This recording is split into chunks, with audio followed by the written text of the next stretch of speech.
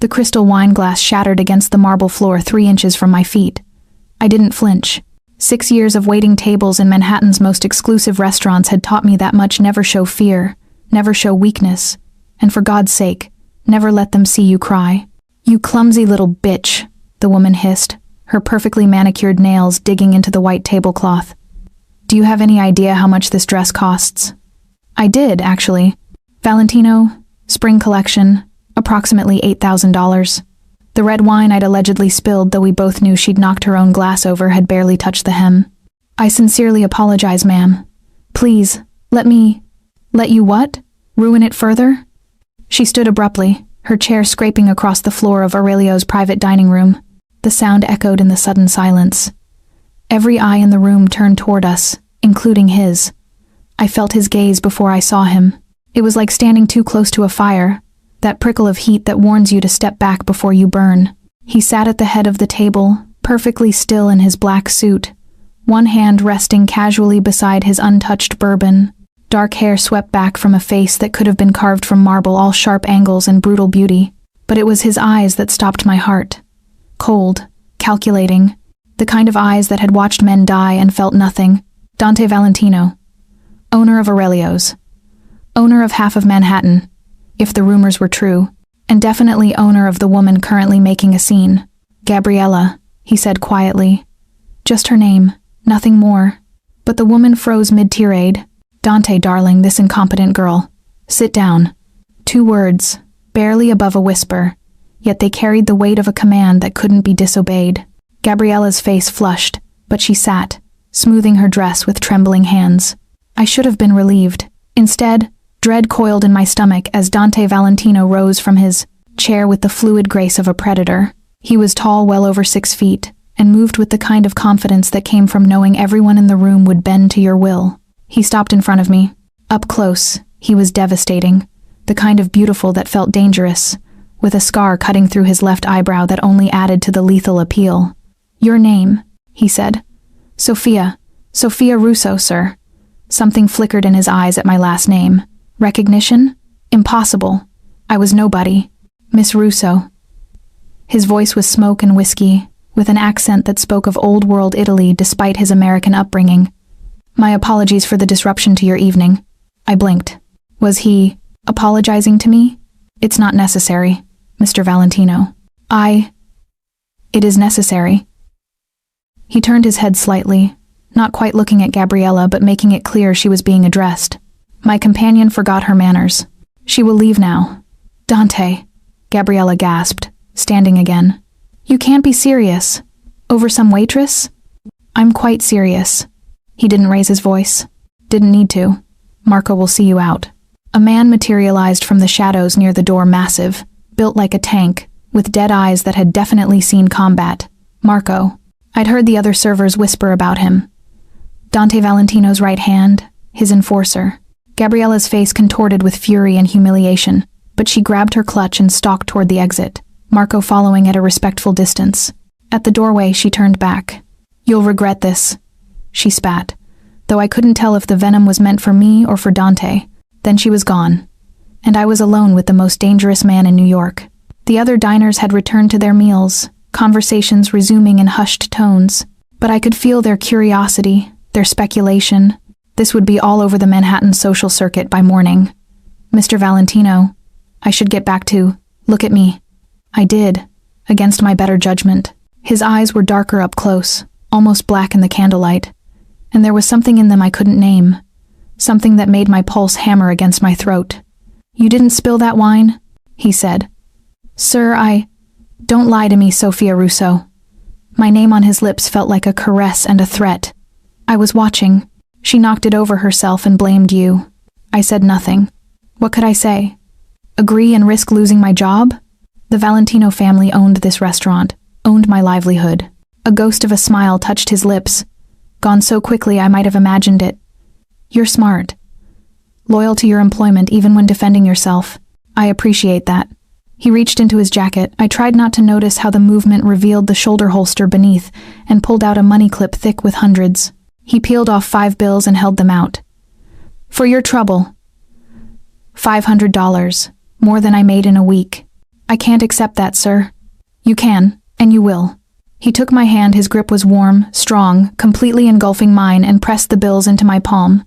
His fingers lingered a moment too long, his thumb brushing across my wrist. Consider it an apology for Gabriella's behavior. I should have pulled away, should have thanked him politely and retreated to the safety of the kitchen, but I stood frozen, my skin burning where he'd touched me, watching as he returned to his table and his guests as if nothing had happened. I made it to the employee break room before my hand started shaking. Jesus, Sophia, are you okay? My coworker Jenny grabbed my shoulders. I saw the whole thing. That woman is psychotic. I'm fine. I wasn't fine.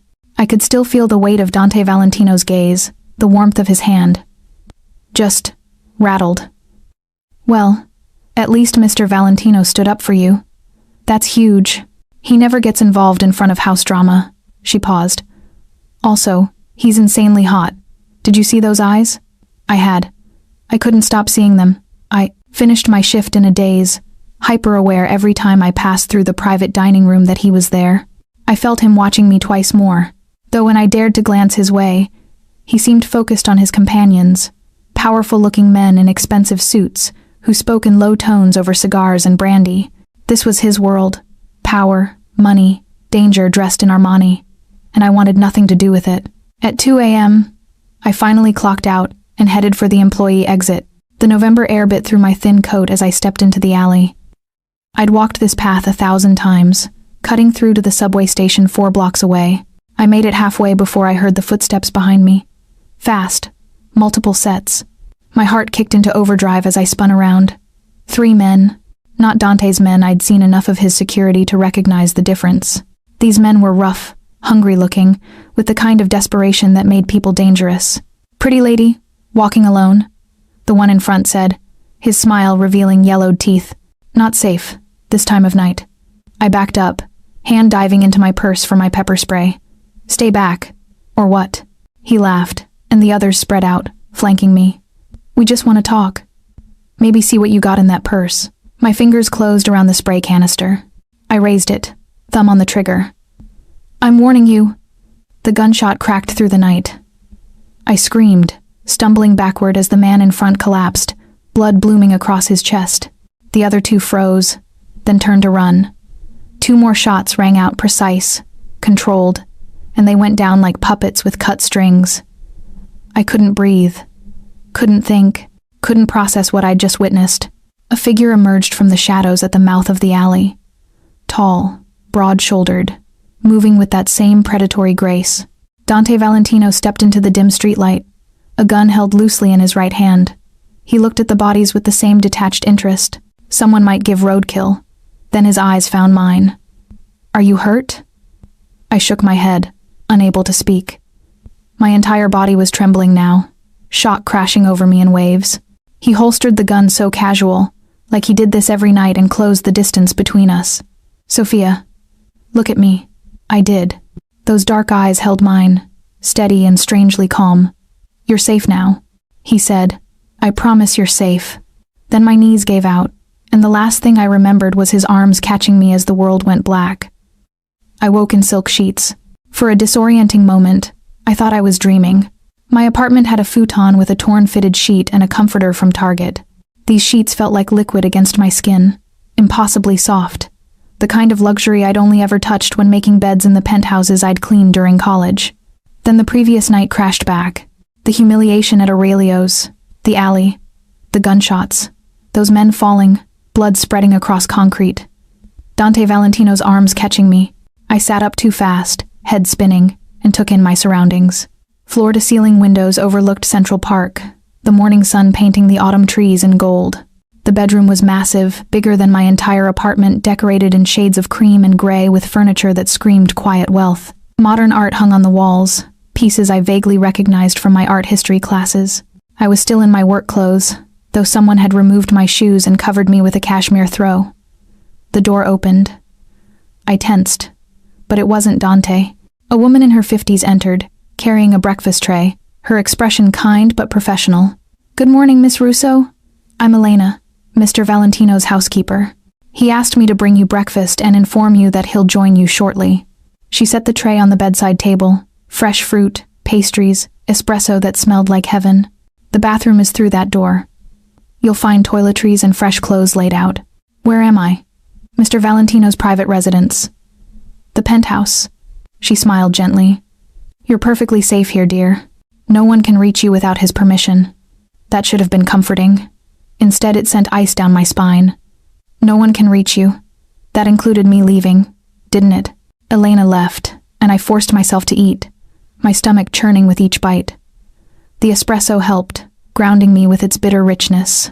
Then I stumbled to the bathroom and nearly wept at the sight of the shower, a massive glass enclosure with multiple heads and what looked like Italian marble. 20 minutes later, I emerged clean and dressed in clothes that fit perfectly. Too perfectly. The black pants, cream silk blouse, and cashmere cardigan could have been tailored for me, which meant I had Elena take your measurements while you slept. I spun around. Dante Valentino stood in the bedroom doorway, dressed more casually than I'd seen him, dark jeans and a black Henley that hugged his frame and somehow made him look even more dangerous than the suit had. His hair was slightly damp, like he'd just showered. You undressed me? My voice came out sharper than intended. Elena undressed you. I don't make a habit of taking advantage of unconscious women. He moved into the room with that same fluid grace. How are you feeling? How am I feeling? I laughed, a brittle sound. I watched you kill 3 men last night. I know. No apology. No justification. Just acknowledgement. And then you brought me here. To your home. Yes. Why? He stopped a few feet away, close enough that I could see the gold flecks in his dark eyes, the faint shadow of stubble along his jaw. Because those men weren't random muggers, Sophia. They were sent. The room tilted. What? Gabriella. My former mistress. The word dripped with disdain. She has a vindictive streak and connections to people who don't mind getting their hands dirty. When I embarrassed her in front of New York's elite, she decided to send you a message. A message. I struggled to process this. She hired people to attack me because you kicked her out of a restaurant? She hired people to hurt you, yes. Possibly kill you. He said it so calmly, like discussing the weather. I couldn't allow that. So you killed them, yes. And now I'm here, in your penthouse, wearing clothes you bought me. Panic clawed at my throat. I need to go home. I have a shift tonight, and my roommate will be worried, and you can't go home. 4 words that changed everything. I stared at him. Excuse me? Gabriella knows where you live. I had Marco check your apartment an hour ago. 2 men were watching the building. He pulled out his phone, showed me a photo of my apartment entrance with 2 figures loitering near the corner. Until I handle this situation, you're not safe there. Handle it. My voice rose. What does that even mean? Are you going to kill her too? If necessary. The casual brutality of it stole my breath. This was who he really was. Not the smooth restaurant owner or the man who'd defended me. A killer. A criminal. A mafia boss. I'm calling the police, I said, reaching for my phone on the nightstand. His hand closed around my wrist, not painfully, but with enough pressure to stop me. And tell them what? That I saved your life? That you witnessed me defending you from armed attackers? His thumb traced small circles on my pulse point, a gesture that felt absurdly intimate. The police can't protect you from Gabriella's connections. I can. By keeping me prisoner? By keeping you alive. He released my wrist but didn't step back. You're not a prisoner, Sophia. You're a guest under my protection. And the difference is? A smile ghost across his lips, sharp and knowing. Guests can leave whenever they want, once it's safe. When will that be? Soon. He reached up, and I froze as his fingers brushed my cheek, tucking a damp strand of hair behind my ear. I promise. You soon. I should have pulled away, should have slapped his hand. But I stood paralyzed, my skin burning where he'd touched me, watching as he turned and walked toward the door. Come, he said. There's something you need to see. Against every instinct screaming at me to run, I followed. He led me through the penthouse past a living room that looked like something from Architectural Digest, a kitchen with professional-grade appliances, a library with floor-to-ceiling bookshelves. Everything was pristine, elegant, clearly expensive. But it felt empty somehow, like a showroom rather than a home. We stopped at a set of double doors. Dante opened them to reveal an office that matched the man, all dark wood, leather, and brutal efficiency. But it was the wall of monitors that caught my attention. Security feeds, dozens of them, showing various locations around the city. I recognized Aurelio's, the street outside my apartment building, several other restaurants and clubs I'd heard of. One screen showed the interior of what looked like a warehouse, men moving crates with military precision. "This is your empire," I breathed. "Part of it?" He moved to stand beside me, so close I could smell his cologne, something dark and expensive with notes of cedar and smoke. "My family has controlled certain interests in Manhattan for 3 generations. Restaurants, clubs, real estate, imports." "Imports?" I turned to look at him.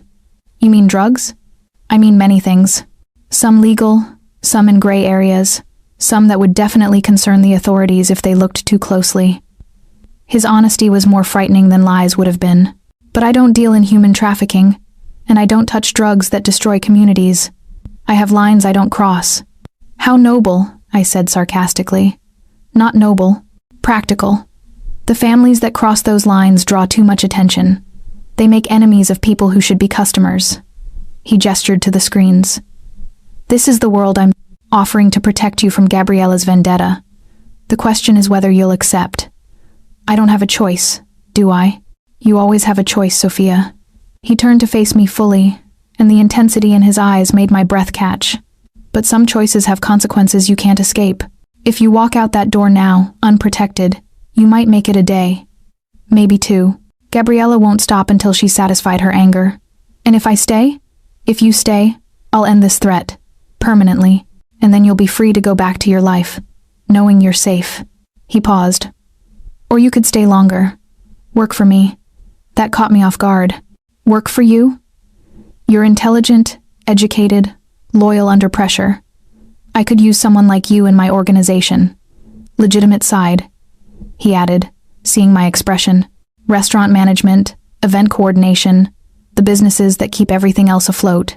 You're offering me a job. I'm offering you an opportunity. Better pay than waiting tables. Better protection than hoping the NYPD responds fast enough when Gabriella's men come calling." He stepped closer, crowding into my space in a way that should have felt threatening but instead made my pulse race for entirely different reasons. "I'm offering you a choice, Sophia Russo. Hide in fear, or step into power." I should have said no. Should have demanded he take me to the police, witness protection, anywhere but here in the orbit of a man who killed without hesitation. But standing there, surrounded by the evidence of his empire, feeling the heat of his body so close to mine, I realized something terrifying. I didn't want to say no. "I need time," I whispered. "You have until tonight." He lifted his hand again, and this time I didn't flinch, as his fingers traced my jaw. "Think carefully, Sophia. Some doors, once you step through them, don't open again." Then he left me alone in his office, surrounded by screens showing a world I'd never known existed. A world that was quickly becoming mine whether I wanted it or not. I spent the day exploring the penthouse like a caged animal pacing its enclosure. Elena checked on me periodically, bringing lunch an absurdly gourmet meal that would have cost $200 at Aurelio's, and asking if I needed anything. Each time I considered asking her to help me leave, the words died in my throat. Because where would I go? Back to my apartment where men were watching? To my parents in Connecticut who could barely afford their mortgage, let alone protection from a vengeful socialite with mob connections? No. Dante had trapped me as effectively as if he'd locked the door. The realization should have terrified me. Instead, I felt something closer to resignation. Or maybe curiosity. Because I'd spent 6 years serving people like Dante Valentino, the powerful, the wealthy, the dangerous, and I'd always wondered what it felt like to be on their side of the table. Now I might find out. As sunset painted the windows gold, I found myself drawn back to the library. The collection was impressive.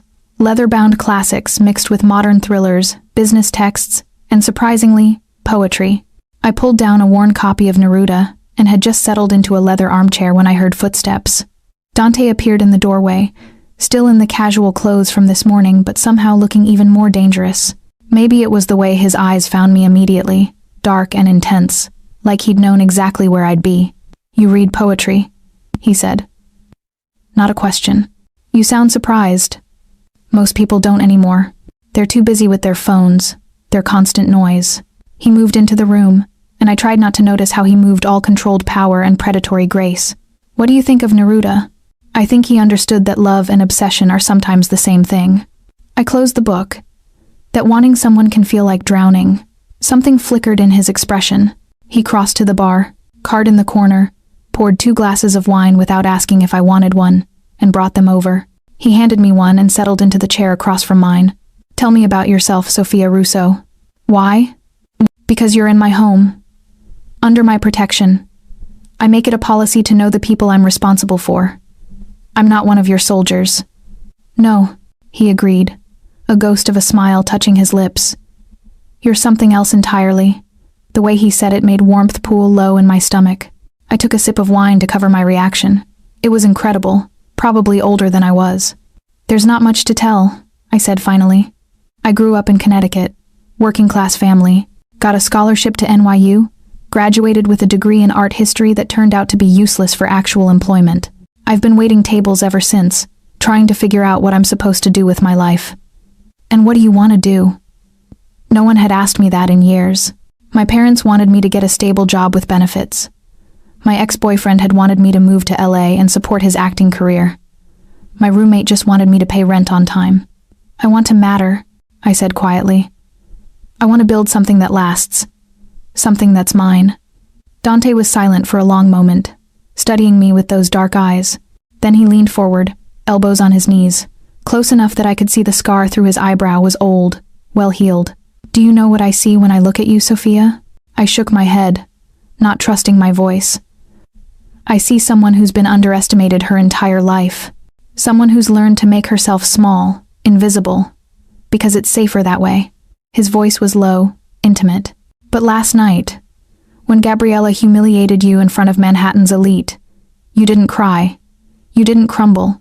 You stood there with your spine straight and your head high, and I thought there's fire in this one, hidden, but there.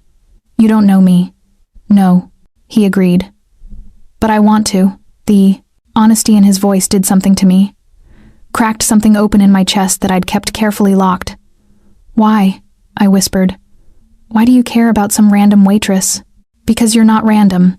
He set down his wine and leaned back, but his eyes never left mine. I had Marco look into your background. Don't look at me like that, I told you. I protect what's mine. Do you know what he found? Dread coiled in my stomach. What? Your father is Antonio Russo. He used to do bookkeeping for the Marchetti family 20 years ago. Small-time work, nothing major. But he saw something he shouldn't have, and instead of going to the police or trying to blackmail them, he quit. Moved his family to Connecticut, took a job as an accountant for a small firm, and never looked back. I'd gone cold. How do you know that? Because my father was the one who let him walk away. Antonio Russo was smart, loyal to a point, and knew when to disappear. My father respected that. Dante's expression was unreadable. Which means you're not just a waitress, Sophia. You're the daughter of a man who understood this world and chose to protect his family from it. Until now, I said bitterly. Until you dragged me into it. I didn't drag you. Gabriella did. He stood, crossed to my chair, and I tilted my head back to maintain eye contact as he loomed over me. But I'm offering you the choice. Your father never got to step into this world willingly, with full knowledge of what it means, and carve out power for yourself, instead of running from it. And if I choose to run, then I'll protect you until you're safe, and I'll never contact you again. He reached down, his fingers grazing my cheek in a touch so gentle it made my chest ache. But I don't think you want to run, Sophia. I think you're tired of being invisible. He was right. God help me. He was right. I need air, I said, standing abruptly.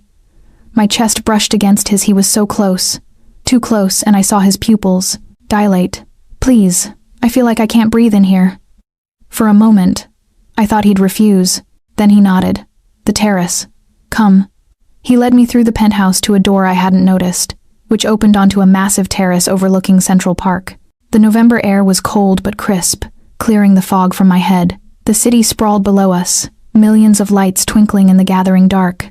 This is what power looks like, Dante said, coming to stand beside me at the railing. From up here, everything seems small, manageable. Except it's not, I said. It's chaos and violence and people like Gabriella who hire men to hurt women over bruised egos. Yes. He didn't deny it.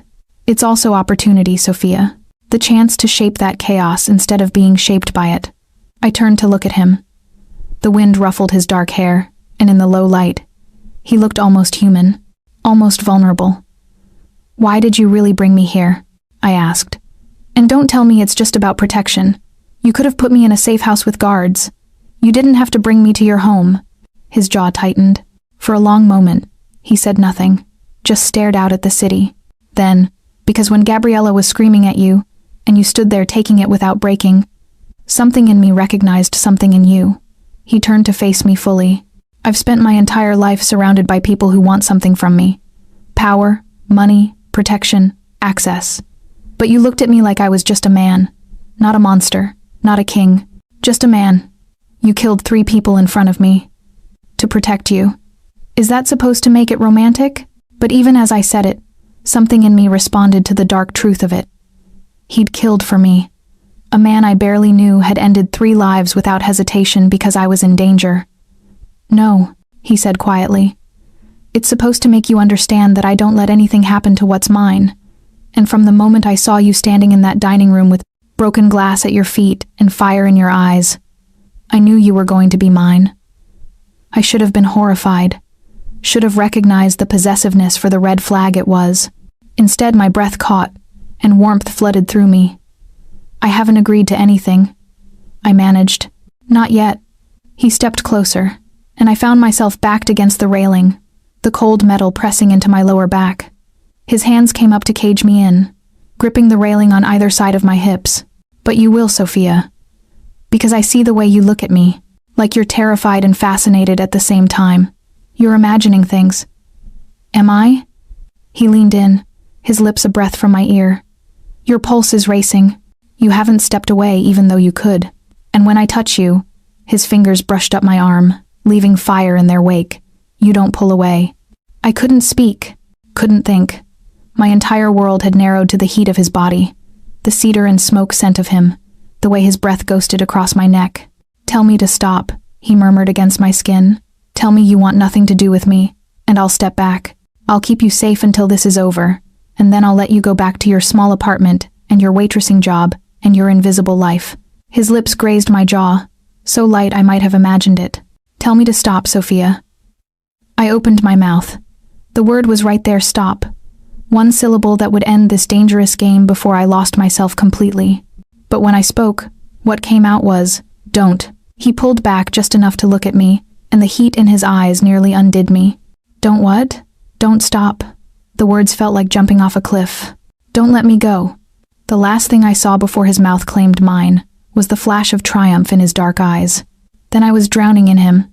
His kiss was nothing like I'd expected, not rough or demanding, but deep and thorough, like he had all the time in the world to learn the taste of me. His hands moved from the railing to my waist, pulling me flush against him, and I gasped at the solid heat of his body. He took advantage of my parted lips, deepening the kiss until I forgot where I ended and he began. My hands found his shoulders, then slid up to tangle in his hair, and he groaned against my mouth, a sound that went straight to my core. When we finally broke apart, we were both breathing hard. He rested his forehead against mine, his hands still gripping my waist like he was afraid I'd disappear. Stay, he breathed. Not just until Gabriella is handled. Stay with me, Sophia. Let me show you what you could become. I knew what he was offering. Power, protection, a place in his dangerous world. And something else. Something that terrified me more than the violence or the crime or the risk. Him. Okay, I whispered. I'll stay. His smile was devastating. Good, he said, and kissed me again, softer this time. A promise and a claiming all at once. Because, Sophia Russo, you're about to discover exactly what it means to belong to a man like me. As the city glittered below us and the November wind whipped around us, I realized I'd just made a choice that would change everything. I just hoped I'd survive it. 3 days after I'd agreed to stay, reality crashed back in. I'd spent those days in a strange bubble learning the rhythms of Dante's penthouse, accepting the clothes Elena brought me, even having a stilted dinner with Dante, where we'd talked about books and art like we were normal people instead of a mob boss and the woman he'd claimed. But I wasn't naive enough to forget what world I'd stepped into. The reminder came at 7 a.m., when shouting from Dante's office jolted me awake. I pulled on the silk robe Elena had left, black, expensive, far too luxurious for someone like me, and crept down the hallway. The office door was ajar. Through the gap, I could see Dante behind his desk, still in workout clothes. his hair damp from his mourning. Run. Marco stood across from him, and the tension radiating off both men made my stomach clench. Hit the warehouse in Brooklyn 2 hours ago, Marco was saying, his gravelly voice tight with anger. Burned half the inventory before our guys could respond. We lost close to $3 million. My breath caught. $3 million. The Calabrese family? Dante's voice was ice cold, devoid of the warmth he'd shown me. Has to be. This is payback for us taking the West Village territory last month. Marco paused. And Dante. They left a message. He tossed something onto the desk. From my angle, I couldn't see what it was, but I saw Dante's expression darken, his jaw tightening. They know about the girl, Marco said quietly. My blood turned to ice. How? One word, sharp as a blade. My guess? Gabriella. She's got connections to the Calabrese through her cousin. Marco shifted his weight. We need to move her. This penthouse is too obvious. If they're targeting she stays here. Dante stood, and even from where I stood, I could feel the danger rolling off him. This penthouse has the best security in Manhattan. Moving her makes her vulnerable. Keeping her here makes you vulnerable, Marco countered. They'll use her against you. Let them try. The two men stared at each other, some silent understanding passing between them. Finally, Marco nodded. I'll double the security detail. No one gets within 100 feet without us knowing. He paused at the door, then added, She's getting under your skin, boss. Be careful. Marco. Dante's voice stopped him. Anyone who touches her dies. Spread the word. After Marco left, I stood frozen in the hallway, my heart hammering. I should have retreated to the bedroom, pretended I'd heard nothing. Instead, I pushed the door open and stepped inside. Dante's eyes snapped to me. For a heartbeat, I saw the cold stranger who'd killed 3 men without blinking. Then his expression softened, just slightly. How much? Did you hear? Enough. I crossed to the desk, looked at what Marco had tossed down. It was a photograph of me, leaving Aurelio's 3 nights ago. Someone had drawn a red X across my face. I'm a target now. You were always a target. From the moment Gabriella decided to make you pay. He picked up the photo, studied it with detached interest, then fed it into the shredder beside his desk. Now the Calabrese family thinks they can use you to weaken me. Can they? The question hung in the air. Dante was silent for a long moment, his dark eyes searching mine. Then he moved around the desk with that predatory grace and stopped close enough that I had to tilt my head back to maintain eye contact. That depends, he said quietly, on how much you mean to me. My pulse skyrocketed. And how much do I mean to you? His hand came up, cupping my face with surprising gentleness. More than is wise. More than is safe. His thumb traced my cheekbone. But that's my problem to deal with, not yours. Everything about you is my problem now. I placed my hand over his, feeling the rough calluses on his palm. I chose this. I chose you. That means I'm in it, Dante. All of it. Something fierce flashed in his eyes. Do you understand what you're saying? I understand that men want to hurt me because they think it will hurt you. I understand that your enemies see me as a weakness. I stepped closer, until our bodies were almost touching. So make me a strength instead. How? Teach me. Show me how your world works. If I'm going to survive in it, I need to understand it. My voice steadied. And if people are going to know I'm yours, I need to be able to stand beside you, not hide behind you. For a long moment, he just stared at me. Then slowly, deliberately, he smiled. It was a dangerous smile, full of dark promise. You want to learn? He released my face, moved to the wall of monitors, and pulled up security footage from various locations. Then let's start with lesson 1. Know your enemies. He spent the next hour walking me through the landscape of organized crime in Manhattan. The Calabrese family, who controlled most of the drug trade in the Bronx. The Chen Syndicate, who ran gambling operations in Chinatown. The Russians, the Irish, the smaller crews all vying for territory and respect. We maintain power through reputation and strategic alliances, Dante explained, pointing to a map of the city divided into colored zones. The Valentino family controls legitimate businesses, restaurants, real estate, construction. We launder money through legal channels, invest in the city's growth, but we also have our hands in imports, protection, information. Information, I repeated. Knowledge is the real currency. He pulled up files on various city officials, police officers, judges. We know who's taking bribes, who has vices they want hidden, who needs money for their campaigns. We help them, and they look the other way when necessary. It should have horrified me. Instead, I found myself fascinated by the intricate web of power and corruption. "And the Calabrese?" I asked. "Why target you now?" "Because I'm expanding, taking territory that used to be theirs. They see me as a threat." He closed the files, turned to face me. "They're not wrong. In 5 years, I plan to control everything south of Harlem. Anyone who stands in my way will be eliminated." The casual brutality of it still made me flinch. "You mean killed? I mean removed from power. Sometimes that's death. Sometimes it's exile, or prison, or bankruptcy." He moved closer, crowding into my space. "But yes, Sophia, sometimes it means killing them. Does that change how you feel about me?" I should have said yes, should have been repulsed. But standing there, looking into his dark eyes, I realized the truth was more complicated. Because Dante Valentino was a monster, yes. But he was also the man who'd held me on a terrace and kissed me like I was precious. The man who'd killed to protect me. The man who was teaching me to be powerful instead of afraid. "No," I said finally. "It doesn't change anything." His eyes darkened. "Careful, Sophia. You're starting to sound like you belong here." "Maybe I do."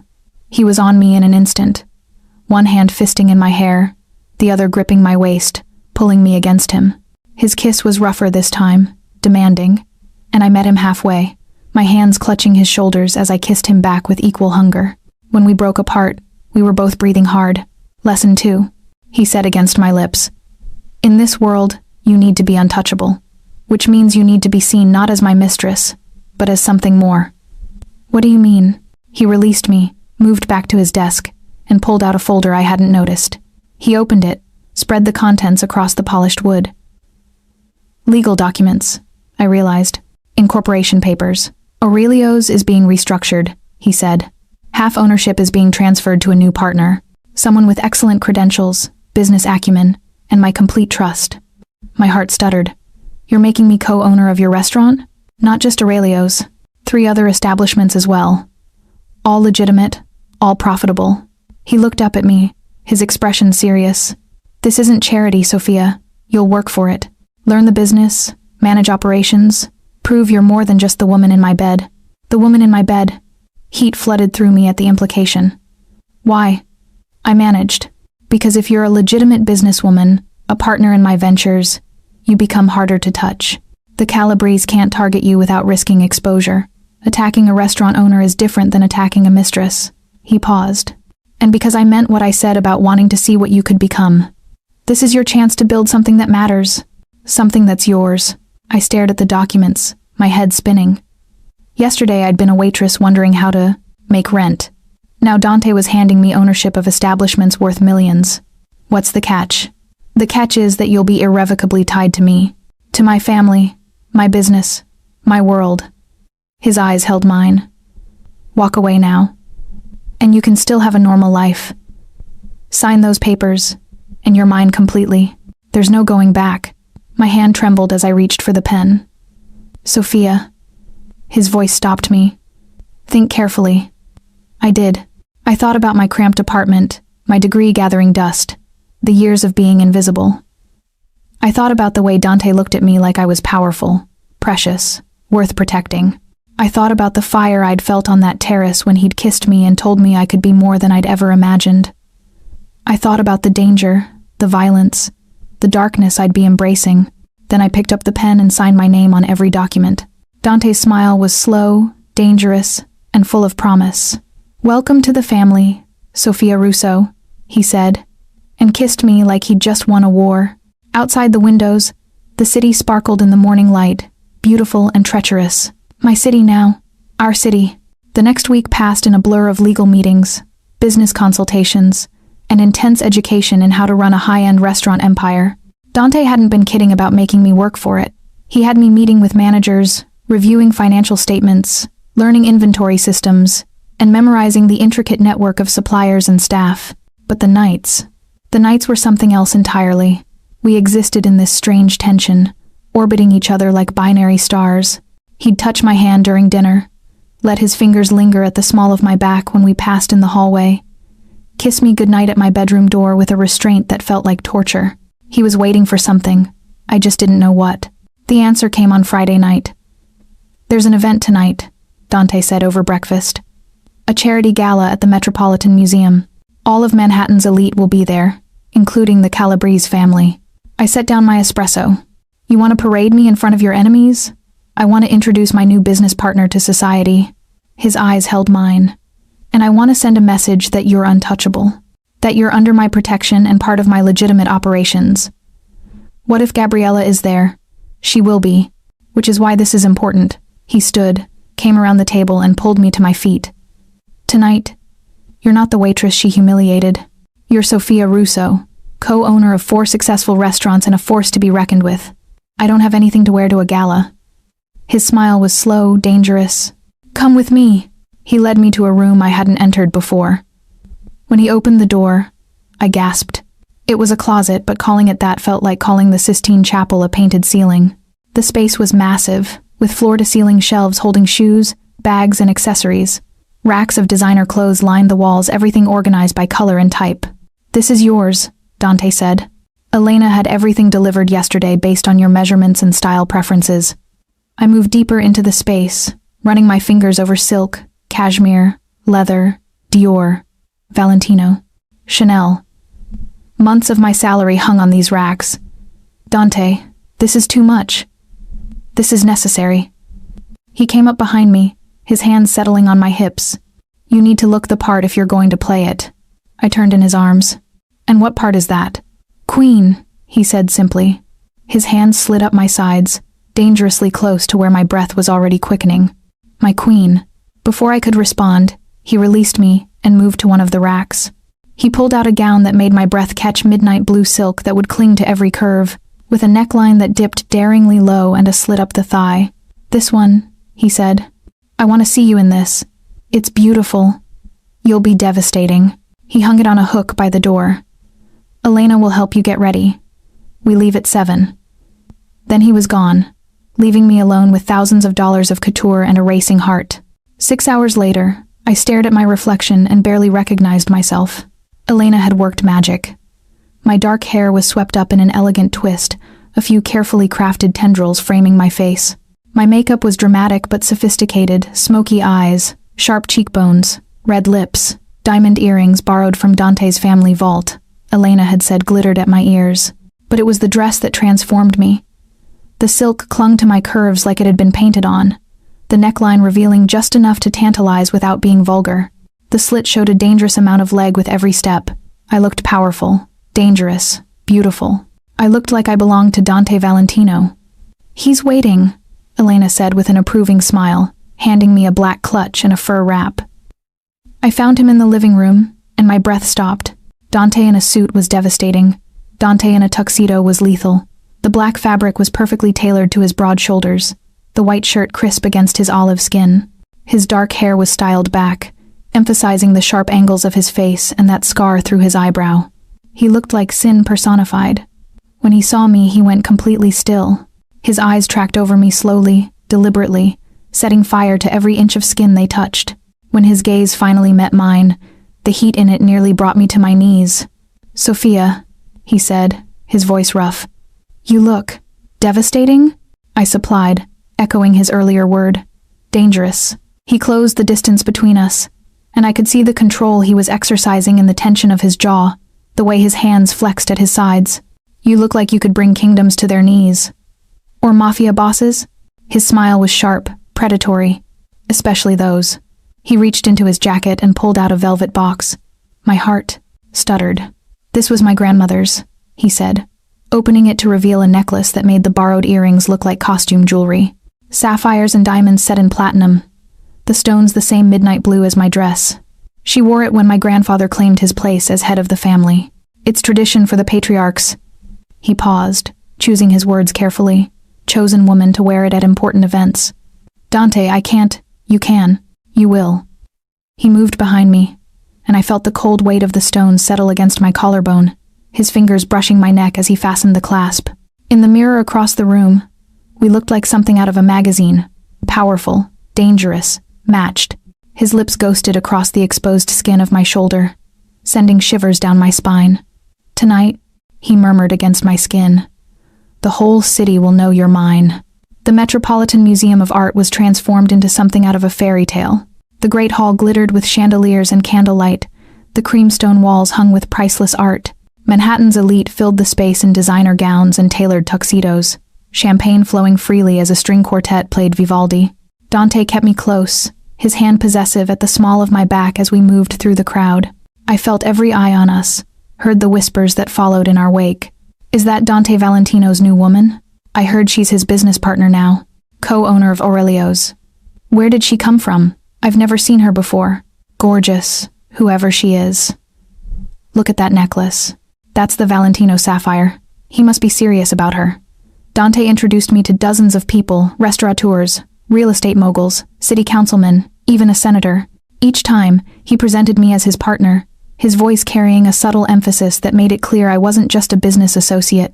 I played my part, smiling and shaking hands, making small talk about the restaurant industry and letting them see I was educated, articulate, confident.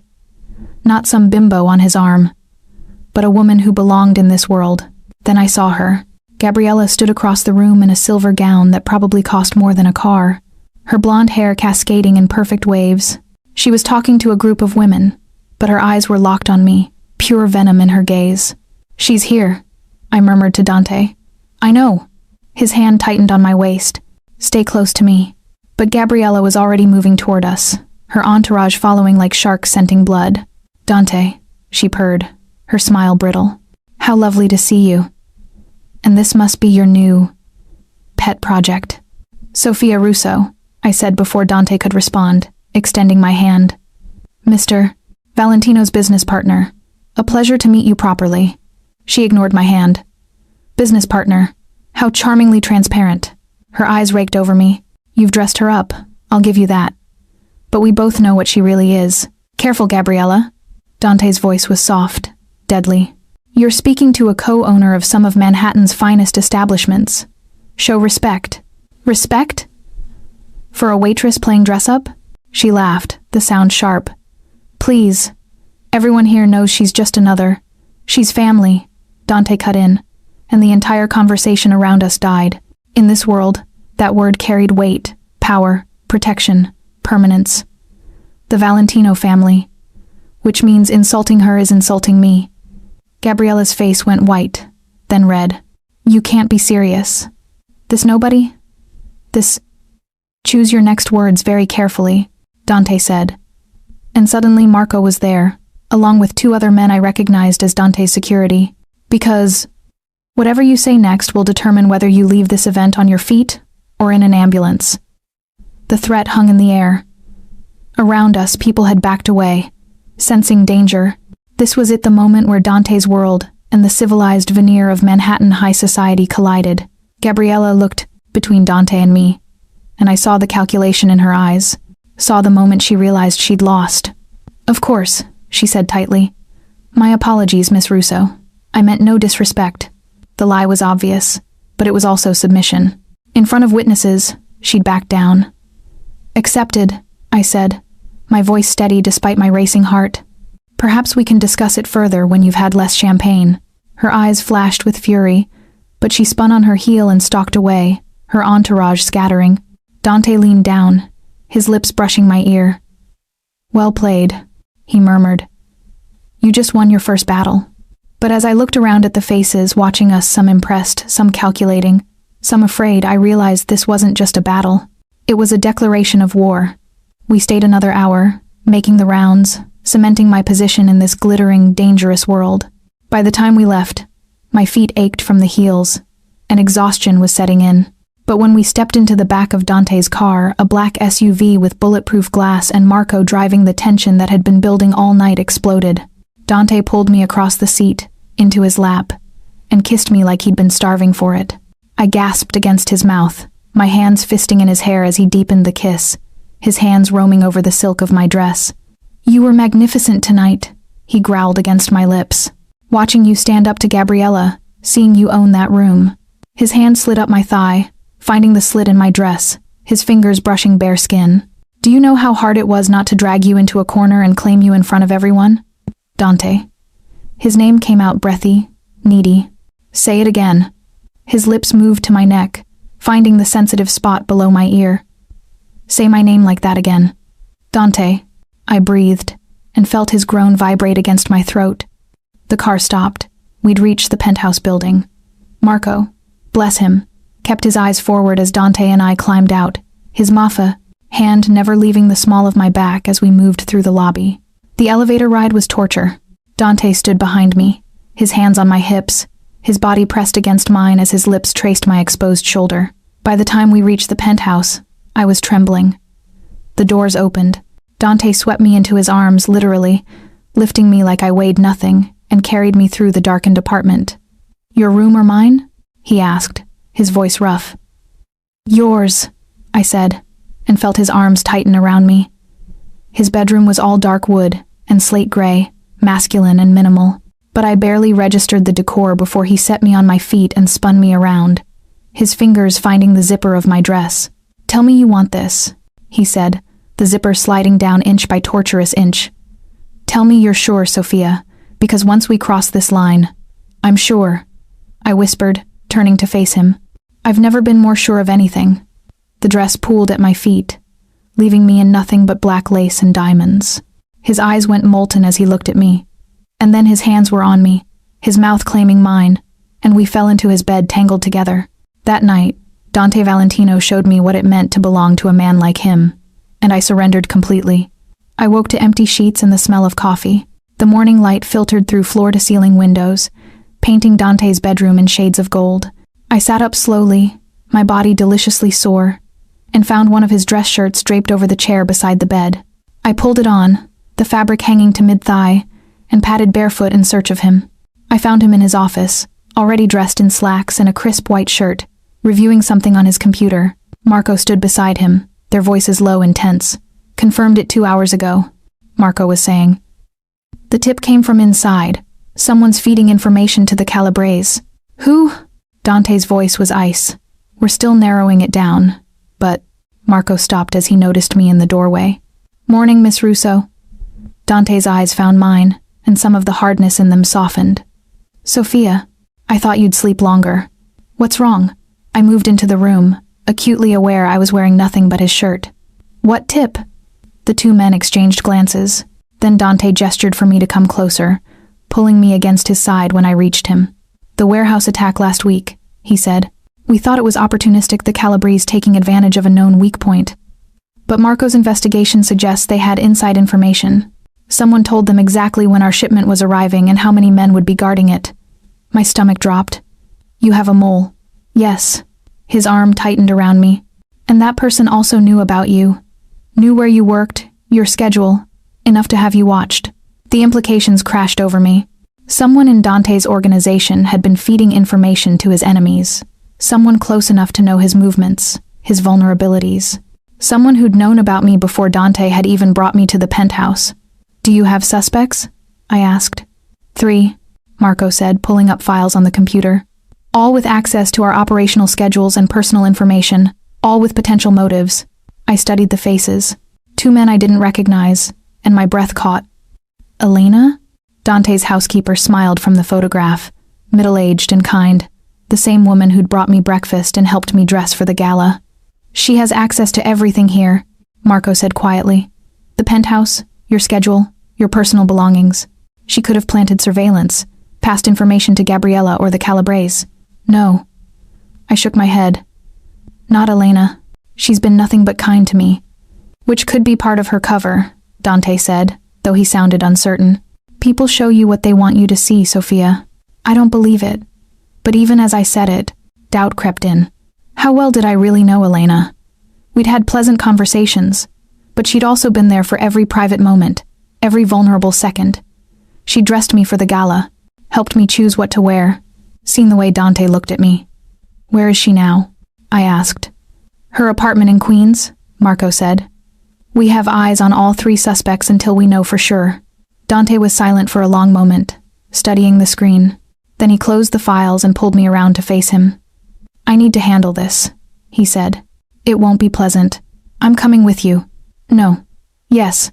I placed my hands on his chest. felt his heart beating strong and steady. If someone in your organization betrayed you, betrayed us, I need to see how you deal with it. I need to understand what loyalty means in your world. His eyes searched mine. This isn't like the gala, Sophia. This is the other side, the ugly side. The side that reminds you I'm a monster. Then show me the monster, I said quietly. All of it. Because I'm in this now, Dante. I'm yours. That means I need to see everything you are, not just the parts you think I can handle. For a long moment, he just stared at me. Then he cupped my face and kissed me hard. Possessive, almost desperate. Get dressed, he said when he pulled away. Something warm. Where we're going isn't pretty. Where we're going turned out to be a warehouse in Red Hook, Brooklyn. The kind of place that didn't exist on any official records, surrounded by abandoned buildings and empty lots. Marco drove. With 2 more SUVs flanking us security, I realized this was dangerous territory. Inside, the warehouse was exactly what I'd expected from movies. Concrete floors, exposed pipes, a single light bulb hanging from the ceiling, and in the center of the space, tied to a chair, was one of the men from Marco's suspect list. Not Elena. Relief and guilt warred in my chest. Thomas Ricci, Dante said, his voice echoing in the cavernous space. He'd changed into dark jeans and a black Henley clothes that wouldn't show blood, I realized with a sick lurch. He's worked for my family for 12 years. Started as muscle, worked his way up to managing our shipping operations. Thomas looked up at us, his face already bruised and swelling. He'd been worked over before we arrived. Mr. Valentino, he said, his voice hoarse. Please, I can explain. Can you? Dante circled the chair like a shark. Because I'm very curious to hear how you explain feeding information to the Calabrese family. How you explain telling them about our warehouse schedules, our routes, our weaknesses. Don't lie. Dante's voice dropped to a deadly whisper. We traced the encrypted phone calls back to you. We found the deposits in your offshore account. We know, Thomas. The only question is why. Thomas's face crumpled. They have my sister. The Calabrese, they took her 3 weeks ago. Said they'd kill her if I didn't cooperate. Silence fell over the warehouse. I stood frozen near the entrance, Marco beside me, watching as Dante processed this information. Why didn't you come to me? Dante asked, and for the first time, I heard something other than cold fury in his voice. Why didn't you tell me they were threatening your family? Because I was ashamed. Because I betrayed you, and I thought I could handle it myself, get her back without anyone knowing. Tears streamed down Thomas's bruised face. I never meant for anyone to get hurt.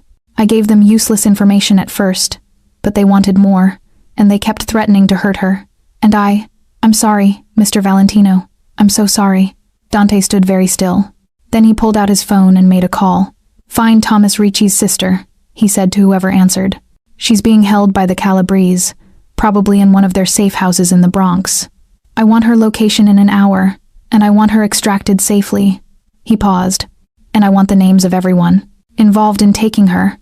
He hung up, slid the phone back into his pocket, and looked at Thomas. Your sister will be home by nightfall, he said. The men who took her will be dead by midnight. Thomas sobbed openly now. Thank you. Thank you. I'll do anything. You'll leave New York, Dante said flatly. Tonight. I'll give you enough money to start over somewhere else. Somewhere the Calabrese can't reach you or your sister. But you can never come back, Thomas. You betrayed my trust, and even though I understand why, I can't let that stand. You're out. I understand. Thomas's voice was barely a whisper. Thank you for your mercy. Mercy. I looked at the man tied to the chair, beaten and terrified, being exiled from his home forever. This was mercy in Dante's world. Dante gestured to Marco, who began untying Thomas. Then Dante turned and walked toward me, his expression unreadable. Let's go, he said, taking my hand. We didn't speak during the drive back to Manhattan. I couldn't stop thinking about Thomas's face, the desperation in his voice. He'd betrayed Dante to save his sister, and Dante had shown him mercy, but it was a harsh mercy, one that still destroyed his life. Back at the penthouse, I followed Dante to his office. He poured himself a whiskey, downed it in one swallow, then turned to face me. Say it, he said. Whatever you're thinking, just say it. You believed him. Yes, about his sister being taken, about doing it under duress. I moved closer. You could have killed him. Most people in your position would have. Most people in my position are idiots. Dante said flatly. Thomas was loyal for 12 years, good at his job, careful.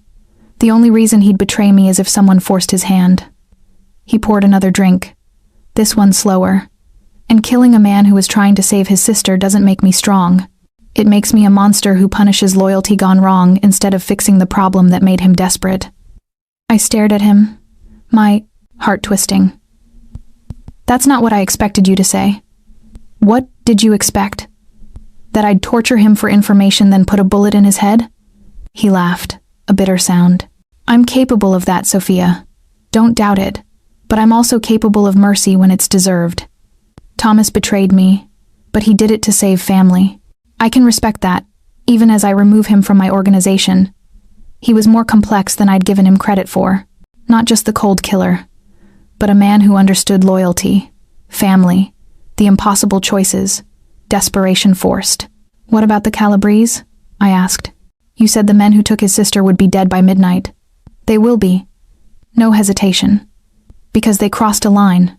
Taking a woman to force a man's hand? That's cowardice. And it sends a message that my people are vulnerable, that their families can be used against them. His eyes went hard. I can't allow that message to stand. So you'll kill them. Yes. Swiftly and publicly enough that everyone knows what happens when you threaten a Valentino family member's loved ones. He set down his glass and moved toward me. Does that disgust you? I should have said yes. Should have been horrified by his casual discussion of murder. But I thought about Thomas's sister, terrified and held captive. I thought about the fear in Thomas's eyes as he talked about threats to her safety. And I thought about Dante's expression when he'd ordered her rescue, not cold, not ruthless, but angry on behalf of someone who'd been wronged. No, I said quietly. It doesn't disgust me. It should, but it doesn't. His eyes flashed. You're adapting faster than I expected. Or maybe I'm broken now. I laughed, but there was no humor in it. A month ago, I would have been horrified. Now I'm standing here understanding why you're going to kill people and not feeling guilty about it. You're not broken. He closed the distance between us, his hands cupping my face. You're learning that morality isn't black and white, that sometimes violence is the only language people understand, that protecting what's yours requires being willing to do terrible things. His thumb traced my lower lip, and despite everything the warehouse, Thomas's tears, the casual discussion of murder heat pooled low in my stomach. What else did you learn today? He asked, his voice dropping to that rough timbre that made my knees weak. That mercy in your world still has teeth, I said. That you're more principled than I expected. That you value loyalty even when it's complicated. And that I'm falling for you. The admission left me in a rush. Which is insane, because you're a criminal and a killer and you've pulled me into a world I don't fully understand. But I can't help it, Dante. I see the way you protect your people, the way you showed Thomas mercy, the way you look at me like I'm the only thing that matters. And I'm falling, and I don't know how to stop. His expression shifted, something raw and vulnerable breaking through the controlled exterior. Good, he said roughly. Because I fell weeks ago, Sophia. The moment I saw you standing in that dining room with broken glass at your feet and fire in your eyes. I knew then you were going to destroy me, and I didn't care. Then his mouth was on mine, desperate and claiming, and I surrendered to the kiss, to him, to this dangerous love that would probably kill us both. But as his hands moved over me and he lifted me onto his desk, scattering papers, all I could think was that I'd finally found where I belonged, in the arms of a monster who'd become my salvation. 3 days after Thomas Ricci was exiled, the Calabrese family retaliated. It started with a fire at one of our restaurants, not Aurelio's, but a smaller bistro in the West Village. No casualties, thanks to the security Dante had installed, but the message was clear. They weren't backing down. Then came the threats. Anonymous calls to our suppliers, warning them that working with the Valentino family would have consequences. 2 of our vendors dropped us within hours. And finally, the personal attack. Someone leaked photos to the gossip blogs of me leaving Dante's penthouse in the early morning, with headlines speculating about the Mafia king's new mistress and questioning my sudden rise to restaurant co-owner. I was at Aurelio's, reviewing inventory with the head chef, when Dante called. Come home, he said without preamble. Now. The urgency in his voice made my blood run cold. What happened? The Calabrese just made their move. Marco's on his way to get you. The line went dead. 10 minutes later, I was in the back of the SUV, Marco driving with grim determination, while 2 more vehicles flanked us. We didn't head to the penthouse. Instead, we drove to that same warehouse in Red Hook. My stomach twisted. Whatever was happening, it was serious enough that Dante wanted me to witness it. Inside, the scene was controlled chaos. Dante stood in the center, surrounded by at least 20 men, his soldiers. I realized, all armed and clearly ready for war. The table in front of him held weapons, maps of the city, and surveillance photos. His eyes found mine the moment I entered. "Sophia, come here." I crossed to him, acutely aware of every eye tracking my movement. These men knew who I was. Dante's woman, his partner. They were judging whether I belonged in this room, in this moment. Dante pulled me against his side, his arm around my waist, a clear claim. 3 hours ago, he said, addressing the room, the Calabrese family attacked one of our shipments at the docks. They killed 2 of our men and stole $500,000 in merchandise. His voice was ice.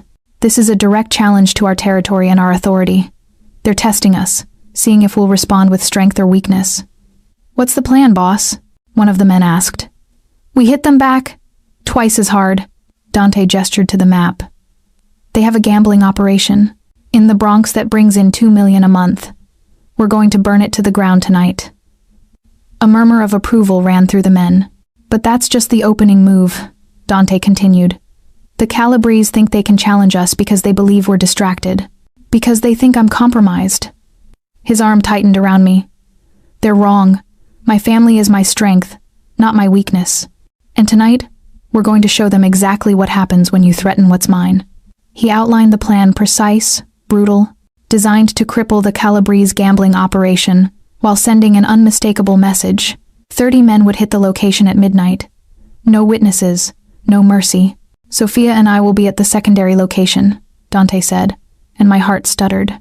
"The Calabrese have been watching her, thinking they can use her against me. Let them try.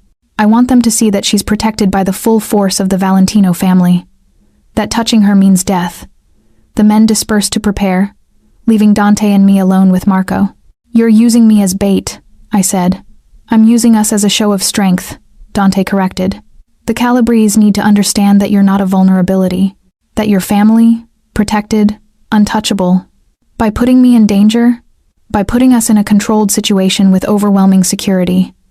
He gestured to Marco. 30 armed men will be at the gambling operation. Another 20 will be surrounding the restaurant where we'll be dining. If the Calabrese make a move, they'll be dead before they get within 10 feet. And if something goes wrong? His eyes went dark. "Nothing will go wrong. I don't take chances with your safety, Sophia." But I could see the tension in his shoulders, the way his jaw clenched. He was worried, even if he'd never admit it. "Okay," I said. "Where are we dining?" The restaurant was called Il Corvo the Crow, and it occupied a corner building in Little Italy. Old-world Italian decor, dim lighting, the smell of garlic and wine. Under different circumstances, it would have been romantic. Tonight, it felt like walking into a cage. Dante kept me close as we entered, his hand never leaving the small of my back. I recognized some of his men positioned around the room, a couple at the bar, another by the kitchen entrance, 2 more near the front windows. They looked like ordinary diners, but I could see the way they tracked every movement, the telltale bulges under their jackets. We were seated at a corner table with a view of both entrances. Dante positioned himself so he faced the room, his back to the wall, strategic, I realized, always aware of threats. "You're tense," I said, trying to lighten the mood. "I'm alert." His eyes scanned the room constantly. "There's a difference." The waiter brought wine, a bottle that probably cost more than my old monthly rent. Dante poured for both of us, and I sipped, letting the rich Barolo calm my nerves. "Tell me something," I said. "Something not about this world, something about you." His eyes flickered to mine, surprised. "Why?" "Because we're sitting here waiting for violence, and I'd rather know more about the man I paused, searching for the right word. "The man you're in love with?" he supplied, his lips quirking. Heat flooded my cheeks. "I didn't say, you didn't have to." He reached across the table, lacing his fingers with mine. "I see it in the way you look at me. The way you didn't run when you saw what I'm capable of. The way you're sitting here now, trusting me to keep you safe, even though we're surrounded by potential danger." He was right. I did trust him. Completely. Insanely. "So tell me something," I pressed. "Something real." He was quiet for a moment, considering. Then, I wanted to be an architect when I was younger. Design buildings. Create spaces where people felt safe and inspired. A ghost of a smile touched his lips. My father laughed when I told him. Said a Valentino doesn't build. Things we take them. My heart twisted at the sadness beneath his words. You could still do it. Design something. Build something that's yours. I am building something. An empire. But his eyes were distant. Maybe when this is over, when the territory is secure and the threats are eliminated, I'll have time for the things I wanted before duty took over. Before I could respond, his entire body went rigid. His eyes fixed on something over my shoulder, and his hand moved under the table reaching for his gun. I realized, Dante? My voice came out thin. Stay calm. His voice was low, controlled. In 3 seconds, I'm going to pull you under the table. When I do, stay down and don't move until I tell you. Terror spiked through me. What? 3. His eyes flicked to Marco across the room. 2. The front window exploded in a shower of glass. Dante launched out of his chair, pulling me down with him as gunfire erupted. I hit the floor hard, his body covering mine, sheltering me as chaos exploded around us. Screams, more gunfire, the deafening crack of pistols, and the rapid staccato of something automatic. I pressed my face against the floor, Dante's weight pinning me, his heart hammering against my back. Stay down, he growled in my ear.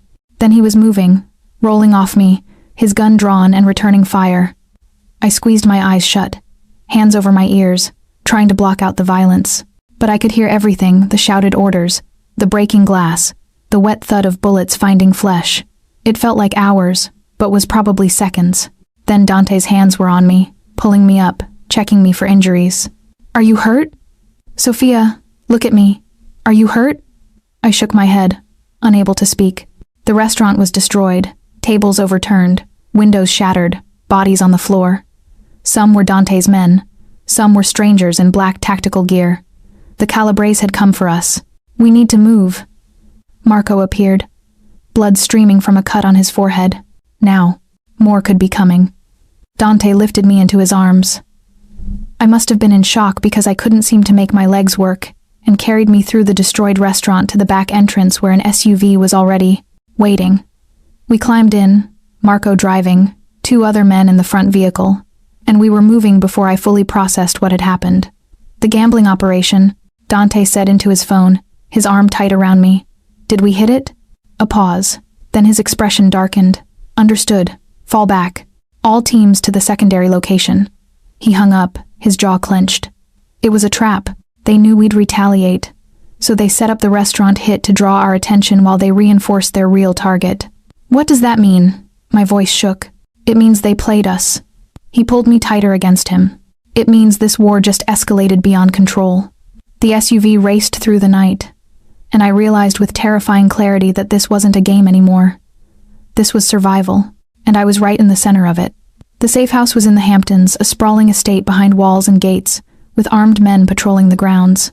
Dante brought me here directly from the restaurant attack, not even stopping at the penthouse. You'll stay here until this is over, he said, leading me through a house that felt more like a fortress. I've got 20 men on the grounds, and the security system is military grade. You're leaving. Not a question. I have to. He stopped in the master bedroom, finally releasing me. The Calabres are pushing hard, faster than expected. I need to respond, consolidate our forces, end this before more people die. I stared at him, taking in the blood spattered on his shirt, not his. Thankfully, the hard set of his jaw, the fury barely leashed in his eyes. How long? Days. Maybe a week. He moved to the closet, started pulling out clothes. Elena will be here to take care of you. Marco's coordinating security. You'll be safe. And you? He paused, his back to me. I'll be handling business. You mean killing people? Yes. The bluntness of it shouldn't have surprised me anymore. But standing there, watching him prepare for war, the reality crashed down. This was who he was. This was what being with him meant: violence, danger, men dying on his orders. The restaurant attack had killed 3 people. How many more would die in this escalating war? And it was partly because of me, because Dante had claimed me, made me his, and the Calabres saw that as weakness to exploit. This is my fault, I whispered. Dante spun around, his eyes flashing. No, this is the Calabrese family's fault for thinking they could challenge us. For believing they could use you to hurt me. He crossed to me in 2 strides, his hands gripping my arms. You are not the cause of this war, Sophia. You're the reason I'm going to win it. How am I a reason? I'm a liability. You said it yourself, they're using me to distract you, to make you vulnerable. They're trying. They're failing. His hands moved to cup my face, forcing me to meet his eyes. You don't make me weak, Sophia. You make me dangerous. Because now I have something to protect. Something to fight for beyond territory and reputation. I have you. Tears pricked my eyes. What if something happens to you? What if you go out there and I won't? His thumbs wiped away the tears that had started to fall. I've been doing this since I was 18 years old. I know how to survive. Your father didn't. The words hung in the air. Dante's father had died 5 years ago in a car bombing. That much I'd learned from Marco. The attack that had made Dante the head of the family at 26. Pain flashed across his face. My father was careless, comfortable in his power. He forgot that in this world, you're never truly safe. His jaw clenched. I won't make his mistake. Promise me. My hands fisted in his blood-stained shirt. Promise me you'll come back. I promise. He leaned down, pressed his forehead to mine. I will always come back to you, Sophia. Always. Then he was kissing me, desperate and claiming, and I kissed him back with equal fervor, trying to memorize the taste of him, the feel of his hands on my body, the way he made me feel protected and powerful at the same time. When we broke apart, I knew what I had to say. Go, I whispered. End this. Do what you need to do. He searched my eyes, looking for hesitation, doubt. Finding none, he nodded. I love you, he said, and the words stole my breath. I should have said it weeks ago, but I was afraid you'd run if you knew how completely you'd consumed me. But I need you to know now, before I leave. I love you, Sophia Russo. You're mine, and I'm yours. And nothing, not the Calabrese, not this war, not anything will change that. Joy and terror warred in my chest. I love you too, I managed. So come back to me, please. One more kiss, this one tender, a promise, and then he was gone. The next 3 days were torture. Elena tried to keep me busy cooking elaborate meals, showing me the grounds, bringing me books and movies, but I couldn't focus on anything except the silence. No calls from Dante, no updates from Marco. Just the armed men patrolling the estate and the growing knot of dread in my stomach. On the 4th day, I couldn't take it anymore. I need to speak with Marco, I told Elena at breakfast. He's coordinating security, dear. He can't be disturbed. Then disturb him. My voice came out sharper than intended. I'm not some damsel to be locked away, Elena. I'm part of this family, and I deserve to know what's happening. Elena studied me for a long moment. Then she nodded and pulled out her phone. 20 minutes later, Marco appeared in the library where I'd been pretending to read. Miss Russo. He looked exhausted, with dark circles under his eyes and tension radiating from his massive frame. How is he? I demanded. And don't lie to me, Marco. I can see it in your face. He sighed, running a hand over his jaw. It's brutal. The Calabrese are desperate, throwing everything they have at us. We've taken 3 of their operations, but they keep hitting back. Last night, they tried to bomb one of our warehouses. We stopped it, but barely. And Dante? Unharmed. But he's... Marco paused, choosing his words carefully. He's different. More ruthless than I've ever seen him. He's not just defending territory anymore, Miss Russo. He's eliminating the Calabrese entirely, systematically taking apart their operation piece by piece. Good. Part of me thought viciously. They tried to hurt us. But another part, the part that still remembered being a normal woman with a normal life, felt sick at the carnage. I want to see him, I said. That's not possible. He ordered me to keep you here, protected. I don't care what he ordered. I stood, moving to stand directly in front of Marco. I am his partner, his woman, his family, and I will not sit here safe and comfortable while he's out there fighting a war partly because of me. Take me to him, Marco. Now. Marco stared at me. Then, surprisingly, he smiled. He was right about you, he said. Said you had fire. Okay, Miss Russo, get dressed. We leave in 10 minutes. They'd set up operations in an abandoned factory in Queens' temporary headquarters for the duration of the war. When Marco led me inside, I was shocked by what I saw. Dozens of men filled the space, all armed, all focused on various tasks. Computers and monitors covered one wall, showing security feeds and tactical maps. Weapons were stacked on tables. Medical supplies occupied another corner, a makeshift infirmary with 2 men being treated for injuries. This was a war room, a command center, and in the middle of it all stood Dante. He was bent over a table with 3 other men, pointing at a map and giving orders in rapid Italian. He'd lost weight. I realized his face was harder, leaner, and there was blood on his knuckles. His shirt was rumpled, like he'd slept in it. Dark stubble covered his jaw. He looked dangerous, lethal, every inch the Mafia king. Then he sensed my presence and looked up. Our eyes met across the room, and everything else fell away. Sophia, he straightened, shock and anger warring on his face. What are you doing here? Marco, I told you, she insisted. Marco said calmly.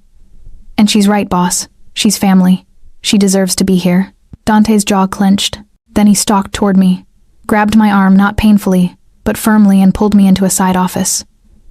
You shouldn't be here, he said the moment the door closed. It's not safe. If the Calabrese already tried to kill me once, I cut in. At the restaurant, remember? I'm already a target, Dante.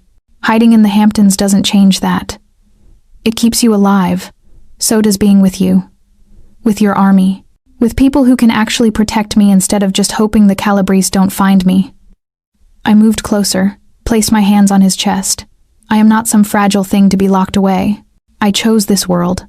I chose you. That means I stand beside you, not behind you. His hands came up to cover mine, and I felt them trembling slightly. I can't lose you, he said, his voice raw. If something happened to you because of this war, because I brought you into my life, then we'll die together. I said it calmly, meaning every word. But I won't die without you, Dante. And I won't live without you either. So whatever comes next, we face it together. He stared at me for a long moment. Then he pulled me against him, burying his face in my hair, his arms wrapped around me so tightly I could barely breathe. You're insane, he murmured against my neck. Completely insane for staying with me. Probably. I held him just as tightly. But I'm yours, remember? He pulled back just enough to kiss me deep and desperate and full of promises. When we broke apart, some of the tension had left his shoulders. Okay, he said. You can stay. But you follow my orders exactly. You don't leave my sight. And if I tell you to run, you run. Understood? Understood. His smile was brief but genuine. Come on. I'll show you what we're up against. He led me back to the main room and spent the next hour explaining the situation. The Calabrese were cornered, desperate, but that made them dangerous. They'd lost most of their operations, but they still had men loyal enough to die fighting. Tonight, we end it, Dante said, pointing to a location on the map, a compound in the Bronx. Their leadership is holed up here with their remaining soldiers. We hit them hard, eliminate their command structure, and this war is over. How many men? One of his lieutenants asked. They have maybe 30 defending. We'll bring 60. Dante's eyes were cold. Overwhelming force. No survivors. No survivors. I swallowed hard, but I didn't object. This was his world. His way. The room buzzed with activity as preparations began. Dante kept me close, occasionally squeezing my hand as if to reassure himself I was really there. As night fell and the men prepared to move out, Dante pulled me aside one last time. Last chance, he said quietly. I can still have Marco take you back to the safe house. No. I cupped his face, feeling the rough stubble beneath my palms. We're in this together, remember? His eyes softened. I remember. He kissed me softly, tenderly. I love you, Sophia Russo. I love you too. I kissed him back. Now let's end this war and go home. He smiled a real smile, the kind that transformed his harsh features into something beautiful. Home, he echoed. I like the sound of that. Then we climbed into the SUV with Marco and 20 armed men and headed toward the final battle. The Calabrese compound looked like a fortress, high walls, reinforced gates, guards visible on the roof with assault rifles. But Dante had planned for this. 2 teams, he said into his radio. Alpha hits the front gate with explosives. Bravo goes over the north wall using ladders. I'll lead Bravo. Marco, you've got Alpha. Sophia stays in the vehicle with 4 guards until the compound is secured. Dante. I started to protest. No arguments. His eyes were hard, commanding. You wanted to be here. You're here. But you're not walking into gunfire. Once it's clear, I'll come get you. Until then, you stay protected. I wanted to argue, but the logic was sound. I had no combat training, no weapons training. Walking into a firefight would only distract him, put both of us at risk. Okay, I agreed reluctantly. Be careful. He kissed me quickly, fiercely, always. Then he was out of the SUV, his men falling in around him, weapons ready. I watched from the vehicle as they approached the compound. The 4 guards around me were tense, their hands on their guns, eyes scanning for threats. Then all hell broke loose. The explosion at the front gate lit up the night, a massive boom that shook our vehicle even from 100 yards away.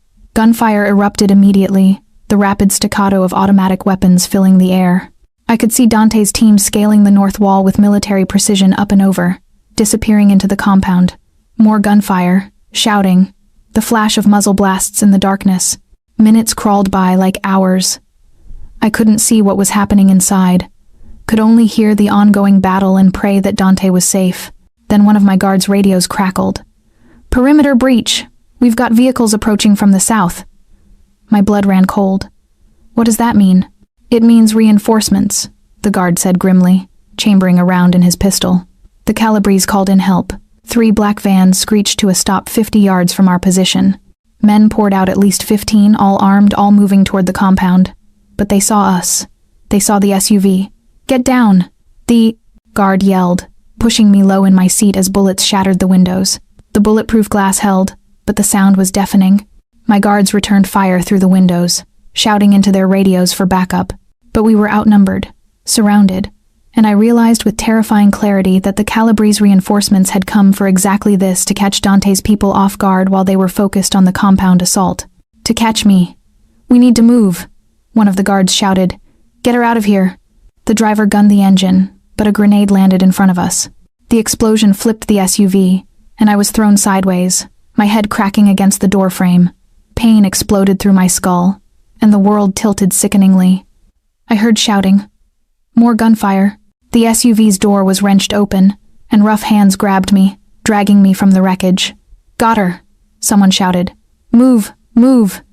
I tried to fight, tried to scream, but my head was spinning, and blood was running into my eyes. They were dragging me toward one of the vans, and I realized through the haze of pain that they were kidnapping me, using me to get to Dante. Then I heard it, a roar of pure rage that cut through the chaos. Sophia! Dante emerged from the compound like an avenging angel, his gun blazing. He shot 3 men before they even registered his presence, moving with lethal precision born from years of training and survival. The men holding me tried to use me as a shield, but Dante didn't slow. He fired a shot that took down the man on my left, then closed the distance and went hand to hand with the one on my right. It was brutal, efficient. Within seconds, the man was on the ground, dead, and Dante was pulling me against him. I've got you. He breathed against my hair. I've got you. You're safe. But we weren't safe. More Calabrese soldiers were converging, and though Dante's men were fighting them off, we were still outnumbered. Fall back. Marco's voice came through the radio. Everyone fall back to secondary position. Dante lifted me into his arms. I still couldn't walk, my head pounding, and ran. His men formed a protective circle around us, returning fire as we retreated to another SUV that Marco had brought around. We piled in, Dante cradling me in his lap, and Marco floored it, tires screeching as we sped away from the compound. The assault? Dante demanded, still holding me tight. Successful. We eliminated their leadership. But those reinforcements? Marco shook his head. They weren't Calabrese. They were Russians. The Calabrese must have called in a favor. Russians. Dante's voice was deadly calm. They just made a very costly mistake. We drove to another safe house. This one in New Jersey, further from immediate danger. Once inside, Dante carried me to a bedroom and gently laid me on the bed. I'm okay, I said, though my head was still spinning. Just got knocked around. You're bleeding. His hands were remarkably gentle as he inspected the cut on my forehead. Elena, the housekeeper, appeared with a first aid kit, and between her and Dante, they cleaned and bandaged my wound. Nothing serious, a concussion at worst, the cut shallow enough not to need stitches, but Dante looked shaken in a way I'd never seen before. "This is over," he said once Elena left. "Tonight, I'm calling every ally I have, cashing in every favor. The Calabrese family ends tonight, and any Russians stupid enough to side with them go down too." "Dante, no." He cupped my face, his hands trembling. "They came for you, Sophia. They tried to take you. If I'd been 30 seconds slower..." His voice broke. "I can't. I won't risk you again." "Then don't," I said firmly. "End this war. Do what you have to do. And then we can finally live without looking over our shoulders." His eyes searched mine. Then he nodded, kissed me softly, and stood. "Stay here. Rest. Marco will guard you personally." He moved toward the door, already pulling out. His phone. "I'll be back by dawn. With this finished. Dante." He stopped, looked back. "I love you." His smile was fierce, dangerous. "I love you too. Which is why no one who threatened you will see sunrise." Then he was gone, and I was left alone with my racing heart and the knowledge that tonight, Dante Valentino would become the undisputed king of Manhattan's underworld, and I would be his queen. Dawn broke over the Manhattan skyline in shades of gold and rose. I stood on the balcony of the New Jersey safe house, wrapped in a blanket, watching the sun rise over the city we'd fought so hard to claim. Behind me, I heard the door open. Dante. He looked exhausted, his clothes torn and bloody, dirt smudging his face, dark circles under his eyes. But he was alive, whole. "It's over," he said, his voice hoarse. "The Calabrese family is finished. Their leadership is dead. Their operations are being absorbed by our allies, the Russians who helped them." His jaw clenched. "Let's just say they won't be interfering in Manhattan again." Relief flooded through me so intensely my knees weakened. Dante was beside me in an instant, his arms wrapping around me from behind, holding me up. "How many?" I asked quietly. 37 dead on their side. "We lost 8 men." His voice was heavy with the weight of those losses. Good men, loyal men, but they knew what they signed up for. We stood in silence, watching the sunrise paint the city in gold. Our city now, bought with blood and violence, but ours. "What happens now?" I asked. "Now?" He turned me in his arms to face him. "Now we consolidate power, rebuild, make sure everyone understands that the Valentino family is not to be challenged." He paused. "And I keep my promise to you." "What promise?" "To give you a life. A real life, not just survival." He brushed my hair back from my face, his touch infinitely gentle despite the blood on his hands. "You wanted to build something that matters, something that's yours. So we're going to expand not just restaurants but hotels, galleries, legitimate businesses that will carry your name as much as mine." My heart stuttered. "Dante, I mean it, Sophia. You're not just my partner in name. You're my equal, my queen." His dark eyes held mine. "I want to give you everything. Power, security, a future where you don't have to be afraid." "I'm not afraid," I said honestly. "Not anymore. Not when I'm with you." His smile was slow, devastating. "Good, because I have one more thing to give you." He released me long enough to pull a small box from his jacket pocket. My breath caught as he opened it to reveal a ring. An oval sapphire surrounded by diamonds, the blue stone matching the necklace I'd worn to the gala. "This was my grandmother's engagement ring," Dante said, his voice steady despite the vulnerability in his eyes. "In my family, it goes to the woman the patriarch chooses to stand beside him, the woman he trusts with his life, his empire, his heart." He dropped to one knee, and tears sprang to my eyes. "Sophia Russo, you came into my world by accident but stayed by choice. You've seen the monster I am and loved me anyway. You've proven your strength, your loyalty, your fire. And I want to spend the rest of my life building an empire with you, not just of territory and power, but of family, legacy, and love." His hand trembled slightly as he held up the ring. "Will you marry me?" I should have thought about it. Should have considered the dangers, the complications, the reality of being married to a man whose hands were stained with blood. But looking down at him, this powerful, dangerous, complex man who'd killed for me, protected me, loved me, I knew there was only one answer. "Yes," I breathed. "Yes, Dante. I'll marry you." His smile was blinding as he slid the ring onto my finger. Then he stood and kissed me deep and claiming and full of promises for the future we'd fought so hard to reach. When we broke apart, the sun had fully risen, bathing us both in golden light. "Come on," he said, lacing his fingers with mine. "Let's go home." 6 months later. The opening night of the Russo Gallery was everything I'd dreamed of and more. The space was stunning, a converted warehouse in Soho with soaring ceilings, white walls, and carefully curated art from emerging artists I'd personally selected. Manhattan's elite filled the room, champagne flowing, conversations humming with energy. But the best part was standing there with Dante beside me, his hand at the small of my back, introducing me not as his mistress or even his wife, but as the owner and curator of one of the city's most exciting new art venues. "You've done incredible work here," a gallery owner from Chelsea said to me. "The Caravaggio influence in that landscape series? Brilliant." "Thank you," I said, genuinely pleased. I wanted to showcase artists who understand light and shadow, the way beauty exists alongside darkness. Dante's hand squeezed my waist gently. I glanced up at him, and the pride in his eyes made my heart swell. This was our life now. Legitimate business during the day, with my gallery joining his restaurant empire. Whispered meetings and strategic decisions at night, managing the less legal aspects of the Valentino family operations. It was a duality I'd learned to navigate, accepting that power and respectability could coexist if you were careful enough. And Dante had been true to his word. My name was on everything, the restaurants, the gallery, even the charitable foundation we'd established to provide scholarships for art students. I wasn't just the Mafia king's wife.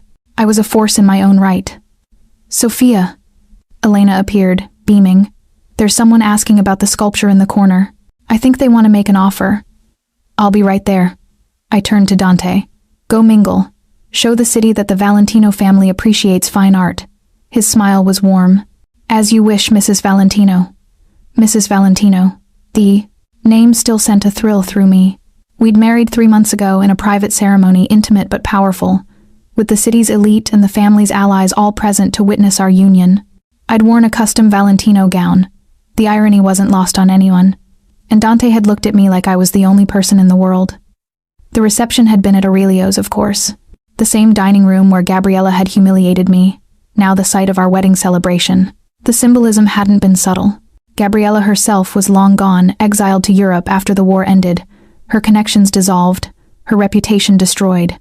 I'd heard she was living in Milan on a severely reduced income. Part of me felt sorry for her, a very small part. As I navigated through the gallery crowd, I caught sight of Marco near the entrance, ever vigilant despite the peaceful setting. Our eyes met, and he nodded all clear, no threats. It was habit now, that constant awareness of danger, even in moments of triumph. But it was a danger I'd chosen, a world I'd embraced, and I wouldn't change a thing. Hours later, after the last guest had left and the gallery was quiet, I found Dante standing in front of my favorite piece, a painting of a woman half in shadow, half in light, her expression unreadable. "What do you see?" I asked, coming to stand beside him. "I see you," he said simply. The woman who stepped from darkness into light but kept pieces of both. The woman who's strong enough to stand in my world without losing herself. I leaned into him, and his arm came around me automatically. "I couldn't have done any of this without you." "Wrong." He turned to face me fully. "You could have. You chose to do it with me. There's a difference." He was right. I'd chosen this life, this man, this dangerous, beautiful existence, and I'd do it again in a heartbeat. "Take me home," I said, rising on tiptoes to kiss him. Our home. We'd moved out of the penthouse and into a brownstone in the west. Village still Manhattan. Still the heart of his territory, but with more space, more privacy. Room for a life that was ours, not just his. Room, eventually, for a family. But that was a conversation for another night. Tonight, as we walked through the quiet streets of Soho with Marco and his team a discreet distance behind us, I felt nothing but contentment. This was my life now. Power and art. Danger and beauty. Love forged in violence but strong enough to withstand anything.